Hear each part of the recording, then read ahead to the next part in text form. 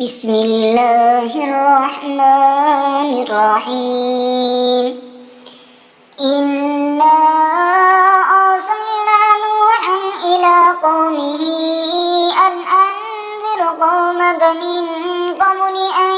يأتيهم عذاب أليم. قال يا قوم إني لكم نذير مبين أن يعبدوا الله واتقوه وأطيعون يغفر لكم من ذنوبكم ويؤخركم إلى أجل مسمى إن أجل الله إذا جاء لا يؤخر لو كنتم تعلمون. قال رب إني دعوت قومي ليلا ونهارا فلم يزدهم دعائي إلا فرارا وإني كلما دعوتهم لتغفر لهم جعلوا أصابعهم في آذانهم واستغشوا ثيابهم وأصروا واستكبروا استكبارا ثم إني دعوتهم جهارا ثم إني أعلنت لهم وأسررت لهم إسرارا فقلت استغفروا ربكم إنه كان غفارا يرسل السماء عليكم مدرارا ويمددكم بأموال وبنين ويجعل لكم جنات ويجعل لكم أنهارا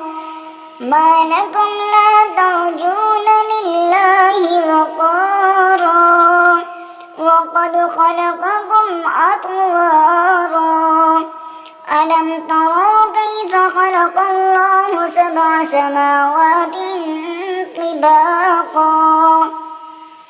وجعل القمر فيهن نورا وجعل الشمس سراجا والله أنبتكم من الأرض نباتا ثم يعيدكم فيها ويخرجكم إخراجا والله جعل لكم الأرض بساطا لتسلكوا منها سبلا فجاجا قال نوح رب إنهم عصوني واتبعوا من لم يزده ماله وولده إلا خسارا ومكروا مكرا كبارا وقالوا لا تذرن آلهتكم ولا تذرن ودا ولا سواعا ولا يغوث ويعوق ونسرا وقد أضلوا كثيرا ولا تزد الظالمين إلا ضلالا مما خطيئاتهم أغرقوا فأدخلوا نارا فلم يجدوا لهم من